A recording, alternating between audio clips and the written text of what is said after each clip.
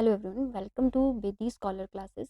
हम breathing and exchange of gases की बात कर रहे थे और breathing of exchange of gases में हमने पूरा थोरेसिक कैविटी का सेटअप देख लिया था, किस तरह से लंग्स अरेंज हैं आपके, ये सारी चीज़ें देख ली थी।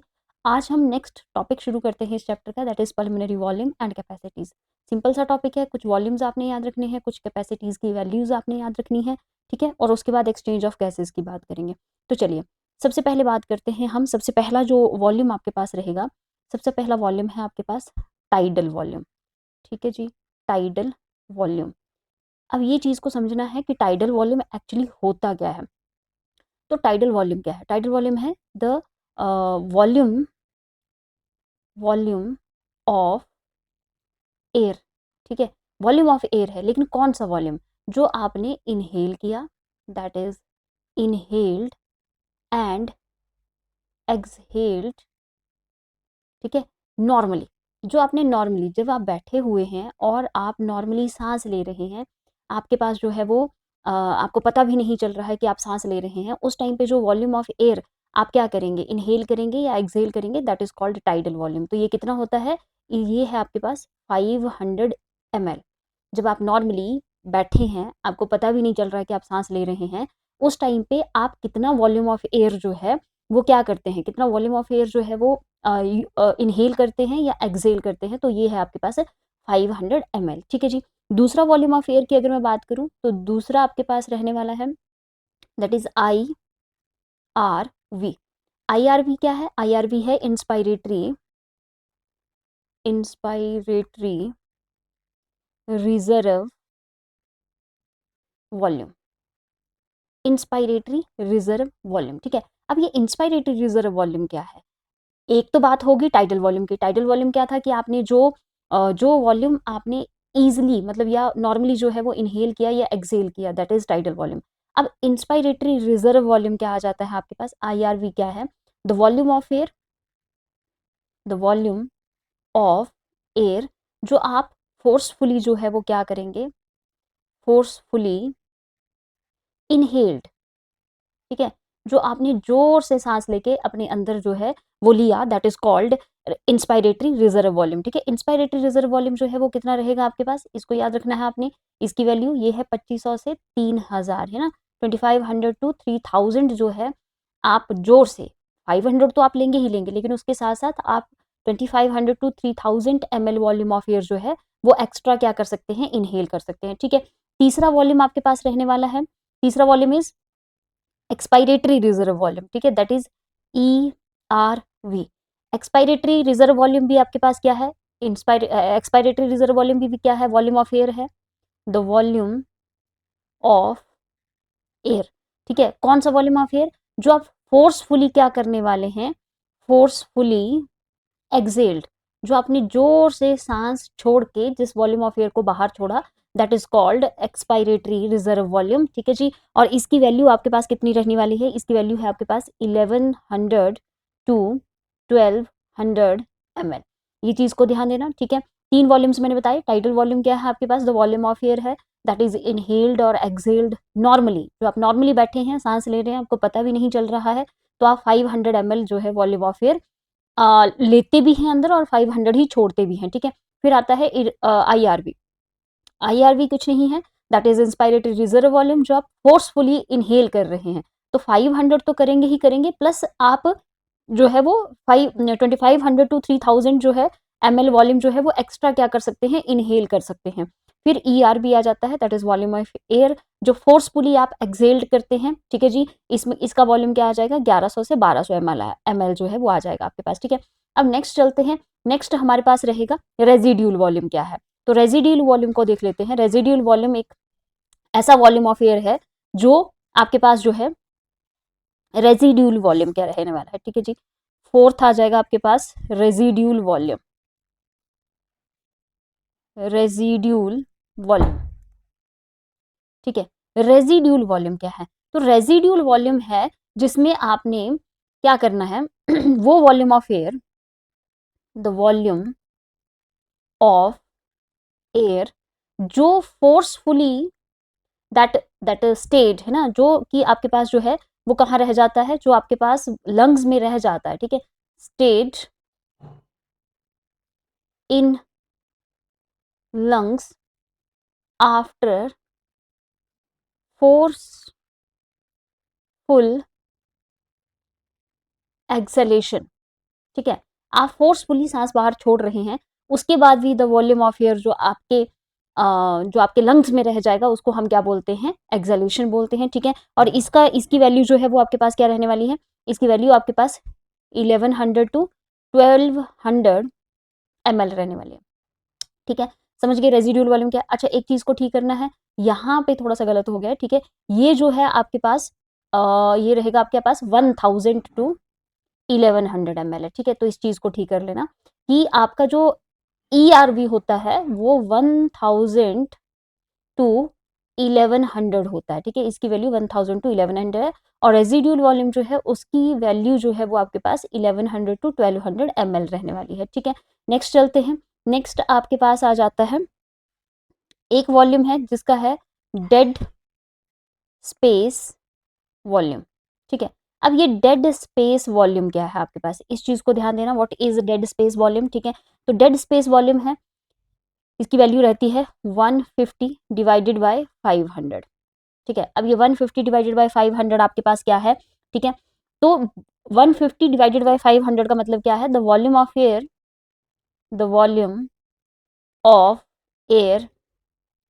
Not absorbed by blood vessels. ठीक है, तो ब्लड वेसल में जो वॉल्यूम ऑफ एयर रहा या जो एब्जॉर्ब नहीं हुआ उसको क्या बोलेंगे, डेड स्पेस वॉल्यूम बोलेंगे, दैट इज 150 अपॉन 500। ठीक है, दूसरा आपके पास आ जाता है, एक आता है MVR। What is MVR? ठीक है, MVR है मिनट वॉल्यूम ऑफ रेस्पायरेशन,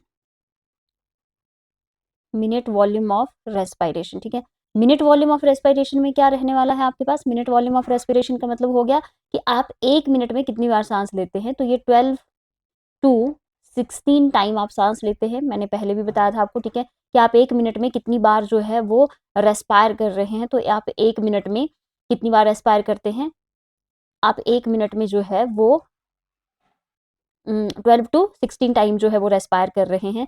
तो 12 टू 16 टाइम रिस्पायर अगर आप कर रहे हैं, सपोज करो है ना कि आपने एक मिनट में 12 टाइम रेस्पायर किया है, तो एक मिनट में 12 टाइम रेस्पायर करने का मतलब है कि 12 मल्टीप्लाई बाय 500, मतलब आपने 12 बार सांस ली और हर बार आपने 500 ml अंदर लिया और बाहर छोड़ा, टाइडल वॉल्यूम है ना। तो आपने कितना वॉल्यूम ऑफ एयर जो है वो इनहेल किया, तो इसको अगर आप मल्टीप्लाई करते हैं तो ये 6000 ml पर मिनट जो है इसकी वैल्यू रहती है। इस चीज को ध्यान देना है, बहुत इंपॉर्टेंट है। ठीक है, 6000 ml जो है इसकी क्या रहती है, वैल्यू रहती है। देन आपके पास आ जाता है, नेक्स्ट चलते हैं।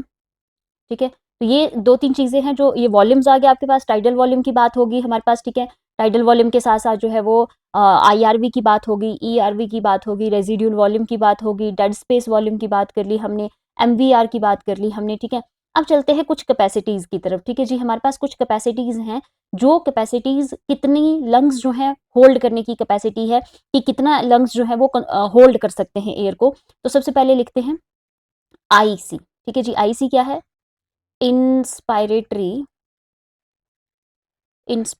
कैपेसिटी। ठीक है, तो कितनी कैपेसिटी है लंग्स की, तो हमने पीछे की बात करी कि एक तो आप टाइडल वॉल्यूम को क्या करते हैं, इनहेल करते हैं, वो तो आप करेंगे ही करेंगे हमेशा। ठीक है, और दूसरा आपके पास आ जाता है IRB, जो आप फोर्सफुली भी कर सकते हैं। तो मतलब आप 500 तो नॉर्मली लेंगे ही लेंगे, जितनी बार सांस लेंगे 500 ml वॉल्यूम ऑफ एयर तो अंदर जाएगा ही जाएगा। दूसरा आपके पास आ जाता है IRV, तो IRV की वैल्यू क्या थी आपके पास, 2500 टू 3000 थी। ठीक है, तो अगर हम 2500 लेके चलते हैं तो ये हो जाता है 3000 ml। इतनी आपकी इंस्पायरेटरी कैपेसिटी है, इतनी लंग्स की इंस्पायरेटरी कैपेसिटी है कि इतना लंग्स जो है वो होल्ड कर पाते हैं। ठीक है, और अगर आप 3000 लेते हैं यहाँ पे वैल्यू, तो ये हो जाएगी 35 ml, 3500 ml। ठीक है, तो इस चीज को ध्यान देना है कि ये क्या हो गया, ये क्या है हमारे पास इंस्पायरेटरी कैपेसिटी। दूसरी कैपेसिटी आपके पास आएगी EC। EC क्या है, that is expiratory capacity. Expiratory capacity आपके पास क्या होगी, वही चीज दोबारा आ गई कि टाइडल वॉल्यूम जो आप एक्सेल करेंगे ही करेंगे, और दूसरा आपके पास आ जाएगा ERV, ठीक है जी।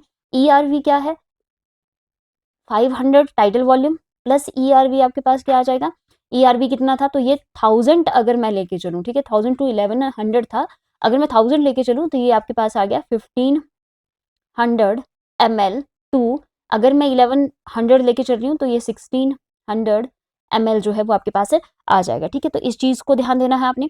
फिर आपके पास तीसरी बात आती है वाइटल कैपेसिटी की। What is vital capacity, vital capacity, ठीक है। Vital capacity TV plus IC plus EC, ठीक है। तो टीवी आपके पास कितना है, 500 है, आईसी की वैल्यू लिख लीजिए 3000 या 3500, ठीक है, और ईसी की वैल्यू जो है वो आपके पास कितनी हो जाएगी, ईसी की वैल्यू 1500 टू 1600 हो जाएगी, ठीक है। तो इन सबको जो है वो प्लस करके जो भी वैल्यू रहेगी वो आपके पास आएगी 3500 टू 4500 ml, ठीक है। इसकी वैल्यू इतनी आती है, वाइटल कैपेसिटी की वैल्यू इतनी है हमारे पास 3500 टू 4500 ml, ठीक है। लास्ट में आपके पास आता है टोटल लंग कैपेसिटी क्या है, टोटल लंग कैपेसिटी, ठीक है। टोटल लंग्स की कितनी कैपेसिटी है आपके पास, टोटल लंग्स जो है वो कितना होल्ड कर सकते हैं, कितना इनहेल करते हैं, कितना एक्सहेल करते हैं। तो टोटल लंग कैपेसिटी में सारे ही वॉल्यूम्स जो है, सारी ही कैपेसिटीज जो है वो आप प्लस कर देंगे, ठीक है। जैसे आपके पास आ जाएगा दैट इज IRV, जैसे आपके पास आ गया IRV plus ERB plus tidal volume, ठीक है, प्लस आपके पास रहने वाला है RV रेजिड्यूल वॉल्यूम, ठीक है। ये सारों को प्लस करके जो है वो आपके पास क्या आएगा, टोटल लंग कैपेसिटी आ जाएगा। IRV क्या है, ERV क्या है, TV क्या है, RV क्या है, ठीक है। इन सबको प्लस करके आपके पास क्या आ जाएगा कि आपके लंग्स की टोटल कैपेसिटी कितनी है। तो ये हो गई कुछ कैपेसिटीज की बात, ठीक है, कुछ वॉल्यूम्स की बात, ये चीज आपने ध्यान देनी है। देन आपके पास नेक्स्ट जो टॉपिक रहने वाला है इसमें वो है एक्सचेंज ऑफ गैसेस, ठीक है। तो थोड़ी सी बात कर लेते हैं एक्सचेंज ऑफ गैसेस की भी। एक्सचेंज ऑफ गैसेस में क्या रहने वाला है, एक्सचेंज ऑफ गैसेस किस तरह से होता है, ठीक है। तो हमने लंग्स को देख लिया था, लंग्स की हमने पूरी बात कर ली है कि किस तरह से सेटअप होता है, कौन से कैविटी में जो है वो इसका सेटअप होता है, ठीक है, ये सारी बातें कर ली हैं। अब एक्सचेंज कैसे करना है, तो देखिए एक्सचेंज के लिए हमारे पास है ना, एक्सचेंज ऑफ गैसेस की बात करते हैं। तो एक्सचेंज कहाँ पे होता है, एक्सचेंज दो जगह पे होता है। एक होता है सबसे पहले एल्वियोलाई के साइड पे, ठीक है, और दूसरा आपके पास कहाँ पे होता है, टिश्यू लेवल पे, टिश्यू लेवल पे। तो टिश्यू लेवल की बात बाद में करेंगे, सबसे पहले हम एल्वियोलाई की बात करते हैं कि एक्सचेंज ऑफ गैसेस सबसे पहले एल्वियोलाई पे होना है। ऑक्सीजन हमें ब्लड को देनी है और ब्लड से हमें कार्बन डाइऑक्साइड लेनी है, तो वहां पे किस तरह का सेटअप जो है वो रहता है, इस चीज को थोड़ा सा देखते हैं। तो देखिए ये हमारे एल्वेलाई है, ये हमारा एल्वेलाई है, ठीक है। ये एल्वेलाई की एपिथेलियल लेयर है, ये एल्वेलाई की एपिथेलियल लेयर है। कुछ जो है वो आपके पास क्या चाहिए, हमें कुछ चीजें चाहिए होती हैं, लाइक कि कितना वॉल्यूम, कितना जो है वो थिकनेस होनी चाहिए मेम्ब्रेन की, ये सारी चीजें, ठीक है। तो इनको भी डिस्कस करेंगे। अच्छा, ये आ गया आपके ब्लड वेसल्स, ये है ब्लड वेसल की सबसे आउटर मोस्ट लेयर, टिश्यूज जो रहते हैं हमारे, ठीक है। और इन दोनों के बीच में कुछ बेसमेंट जो चीजें रहती हैं, बेसमेंट मेम्ब्रेन्स रहती हैं इस तरह से, ठीक है।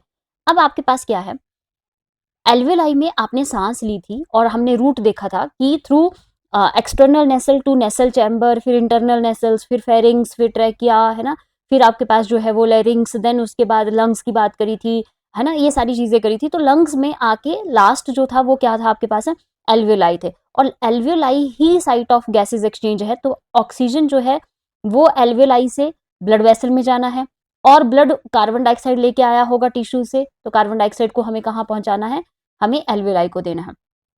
तो इसके बीच में तीन मेम्ब्रेन्स क्रॉस करनी पड़ रही हैं, एक ये वाला एपिथेलियल, एक ये वाला मेम्ब्रेन, और एक बेसमेंट मेम्ब्रेन, ठीक है। तो ये आ गया आपके पास, ये आ गया सिक्वेमस एपिथेलियम ऑफ एल्वेलाई, ठीक है। फिर आ जाएगी आपके पास दूसरी बेसमेंट मेम्ब्रेन, बेसमेंट मेम्ब्रेन, ठीक है जी। और तीसरा आपके पास क्या आ जाएगा, तीसरा आपके पास आ जाएगा एंडोथीलियम ऑफ अपना ब्लड वेसल्स, या आप लिख सकते हैं इसको सिक्वेमस एपिथीलियम, ठीक है जी। तो squamous epithelium of blood vessels, squamous epithelium of blood vessels, ये चीज आ गई आपके पास, ठीक है। अब ये तीनों ही मिलके क्या बना रहे हैं, ठीक है, एक सिक्वेमस एपिथेलियम, बेसमेंट मेम्ब्रेन और squamous epithelium of blood vessel, ठीक है। ये तीनों ही मिलके एक मेम्ब्रेन का जो है वो बना रहे हैं, जिसको हम क्या बोलते हैं, respiratory, respiratory membrane, respiratory membrane, ठीक है। रेस्पिरेटरी मेम्ब्रेन के बारे में है कि it should be thin, it should be thin, ये हमेशा बहुत पतली होनी चाहिए। लेकिन हमारे पास तो यहाँ पे तीन जो है वो क्या है, तीन मेम्ब्रेन्स है, एक सिक्वेमस एपिथेलियम है, एक बेसमेंट मेम्ब्रेन है और एक एंडोथेलियम है। बट ये तीनों ही मिलके इतनी पतली मेम्ब्रेन को बनाती हैं जिससे गैसेस एक्सचेंज जो है वो बायो डिफ्यूजन बहुत ईजी हो जाता है। तो ये चीज को ध्यान देना है। अब आपके पास यहाँ पे यहाँ पे ये जो है, यहाँ पे एक और लेयर प्रेजेंट है, ठीक है, एक और लेयर प्रेजेंट है, ये बहुत इंपॉर्टेंट है, ये आपका बायोमोलिक्यूल्स में भी कवर होता है। ये किस चीज की लेयर जो है वो एपिथेलियम पे प्रेजेंट है, तो ये आ जाती है लेसिथिन की लेयर, ठीक है, लेसिथिन की लेयर। इसको कौन बनाते हैं, इसको टाइप 2 न्यूमेटोसाइट, न्यूमेटोसाइट सेल्स बनाते हैं, ठीक है। और ये जो सिक्वेमस एपिथेलियम है इसको बनाते हैं टाइप 1 न्यूमेटोसाइट्स, टाइप 1 न्यूमेटोसाइट्स, ठीक है। इस चीज की तरफ ध्यान देना थोड़ा सा। लेसिथिन जो है वो टाइप 2 न्यूमेटोसाइट्स बनाते हैं, क्वेश्चन आ जाता है। टाइप 1 वाले जो है वो सिक्वेमस एपिथेलियम सेल्स का निर्माण करते हैं यहाँ पे, ठीक है। और तीन हमारे पास मेम्ब्रेन्स है और तीनों मिलके क्या बनाती हैं, रेस्पिरेटरी मेम्ब्रेन बनाती है, जहां से एक्सचेंज ऑफ गैसेज जो है वो पॉसिबल हो पाता है, ठीक है। देन आपके पास नेक्स्ट आता है, नेक्स्ट अगर हम बात करें तो नेक्स्ट आपके पास रहने वाला है, ठीक है। नेक्स्ट हम बात करेंगे, नेक्स्ट आपके पास है कि किस तरह से ये एक्सचेंज ऑफ गैसेस तो हुआ, लेकिन और क्या क्या चीजें चाहिए होती हैं। अच्छा पहले इसको देख लेते हैं, इसको कवर कर लेते हैं, लेसिथिन वाले को ही, ठीक है। लेसिथिन क्या है, लेसिथिन एक फॉस्फोलिपिड है, मैंने पहले बताया आपको कि ये बायोमोलिक्यूल्स में भी यूज होगा, फॉस्फोलिपिड है, ठीक है। तो हमारे एल्वेलाई में फॉस्फोलिपिड की जो है वो एक लेयर होती है, और फॉस्फोलिपिड की जो लेयर है, ठीक है, ये फॉस्फोलिपिड्स क्या करते हैं, ये फॉस्फोलिपिड्स जो हैं एक सर्फेक्टेंट का काम कर रहे हैं यहाँ पे, ठीक है। ये फॉस्फोलिपिड्स जो है वो किस चीज का काम कर रहे हैं, सर्फेक्टेंट, ठीक है। दे बिहेव्स लाइक सर्फेक्टेंट, और कोलैप्सिंग, कोलैप्सिंग ऑफ लंग्स को क्या करते हैं, प्रिवेंट करते हैं, ठीक है।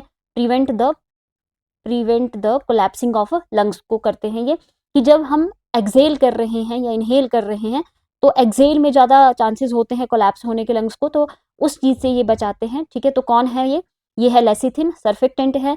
कई बार जो है वो हमें हमारे लंग्स डैमेज हो जाते हैं, ठीक है जी, तो कोलैप्स हो जाते हैं, वो किसकी वजह से हो जाते हैं, क्योंकि लेसिथिन जो है वो रिमूव हो गया है आपके इसमें, ठीक है। लेसिथिन की लेयर जो है वो डैमेज हो चुकी है, तो एक्सचेंज ऑफ गैसेज नहीं हो पाता है, कोलैप्सिंग ऑफ लंग्स होता है। रीजन क्या रहते हैं इसके रिमूव होने के या डैमेज होने के, तो सबसे बड़ा रीजन तो हमारे पास है स्मोकिंग। जो लोग स्मोकिंग करते हैं उनमें ये दिक्कत ज्यादा देखने को मिलती है। और दूसरा हमारे पास क्या रहता है, प्री मैच्योर डिलीवरी, ठीक है।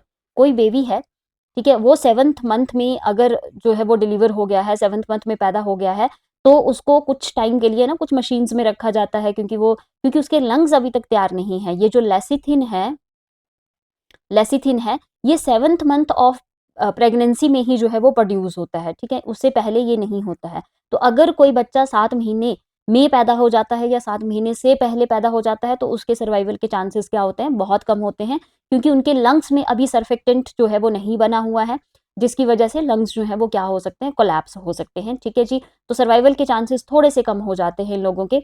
देन हम नेक्स्ट चलते हैं कि और क्या है, ठीक है। ये तीन चीजें तो हैं सर, ये तीन चीजें तो थी हमारे पास, की तीन चीजों के थ्रू जो है वो रेस्पिरेटरी मेम्ब्रेन बनी हमारी और एक्सचेंज ऑफ गैसेस करना है, और किस चीज़ के ऊपर डिपेंड करता है? तो पहले भी बात हुई है कि डिफ्यूज़न के थ्रू जो है वो गैसेस एक्सचेंज होती हैं, डिफ्यूज़न के थ्रू होती हैं, और डिफ्यूज़न जो है वो from higher partial pressure to जो है वो लोअर पार्शियल प्रेशर की तरफ को डिफ्यूज़न होता है, ये चीज़ की भी बात हुई थी, ठीक है? और तीसरा हमारी आती है एक और चीज़, that is solubility, solubility of gases, very very important question, ठीक है जी। सॉल्युबिलिटी ऑफ गैसेस के ऊपर भी डिपेंड करेगा, जितनी ज़्यादा सॉल्युबल गैस होगी, ठीक है, मोर सॉल्युबिलिटी, तो डिफ्यूज़न जो है वो उतना ही फास्टर होगा, ठीक है जी। डिफ्यूज़न फास्टर, जितनी ज़्यादा सॉल्युबिलिटी होगी उतना ही ज़्यादा डिफ्यूज़ जल्दी होंगी गैसेस, ठीक है। तो जो हमारी कार्बन डाइऑक्साइड है, ये ज़्यादा क्या है आपके पास, ज़्यादा सॉल्युबल है एज कंपेयर टू किसके, ऑक्सीजन के, ठीक है। तो carbon dioxide is 20 to 25 time more soluble than oxygen. It means कि ऑक्सीजन का डिफ्यूजन, ऑक्सीजन की जो कैपेसिटी है हीमोग्लोबिन के साथ है ना सॉल्युबल होने की, वो ऑक्सीजन से 20 to 25 टाइम क्या है, ज़्यादा है हमारे पास, ठीक है। तो बॉडी किस तरह से मैनेज करती होंगी, हमें तो बार बार क्या चाहिए, हमें तो ऑक्सीजन से काम है, कार्बन डाइऑक्साइड तो एज अ वेस्ट हमें बाहर निकालना होता है, ठीक है। तो ये सारी चीज़ों को हम करते हैं। नेक्स्ट, अच्छा एक चीज़ करनी है, वैसे मैं कल इसको अपलोड भी कर दूंगी, आपके साथ शेयर भी करूंगी और बात भी करेंगे इसके बारे में, लेकिन आप लोगों के पास अगर एनसीईआरटी है तो एक टेबल दिया है एनसीईआरटी में जिसमें पार्शियल प्रेशर्स की बात हुई है। अकॉर्डिंग टू पार्शियल प्रेशर जो है एक टेबल दिया हुआ है और उसमें ये चीज़ बताई गई है कि कैसे, है ना, एक टेबल दिया है जिसमें ऑक्सीजन की बात हुई है और जिसमें कार्बन डाइऑक्साइड की बात हुई है। तो ये बताया गया है कि एटमॉस्फेयर में पार्शियल प्रेशर ऑफ ऑक्सीजन क्या होगा और कार्बन डाइऑक्साइड क्या होगा, ठीक है। एल्वेलाई पे पार्शियल प्रेशर ऑफ ऑक्सीजन क्या होगा और कार्बन डाइऑक्साइड क्या होगा। देन आपके पास जो है वो ब्लड में, डीऑक्सीजनेटेड ब्लड में, और फिर ऑक्सीजनेटेड ब्लड में, और फिर टिश्यू लेवल पे, ठीक है। तो टिश्यू लेवल पे पार्शियल प्रेशर ऑफ ऑक्सीजन क्या है, कार्बन डाइऑक्साइड क्या है, टिश्यू लेवल पे और डीऑक्सीजनेटेड ब्लड में क्या है और ऑक्सीजनेटेड ब्लड में क्या है, ठीक है। तो आपने ऑक्सीजन वाला जो है वो इधर से इधर को पढ़ना है, partial pressure from atmosphere to tissue, और जब आप कार्बन डाइऑक्साइड का पढ़ेंगे तो कार्बन डाइऑक्साइड कहाँ प्रोड्यूस हो रही है, टिश्यू में, तो आप इसको पढ़ेंगे टिश्यू से लेके एटमॉस्फेयर तक, ठीक है। ये मैं कल आपके साथ डिस्कस करूंगी ये सारा, ठीक है, लेकिन आपने एक बार एनसीईआरटी भी देखनी है। तब तक आप मेरे चैनल के साथ बने रहिए, लाइक कीजिए, शेयर कीजिए, सब्सक्राइब कीजिए।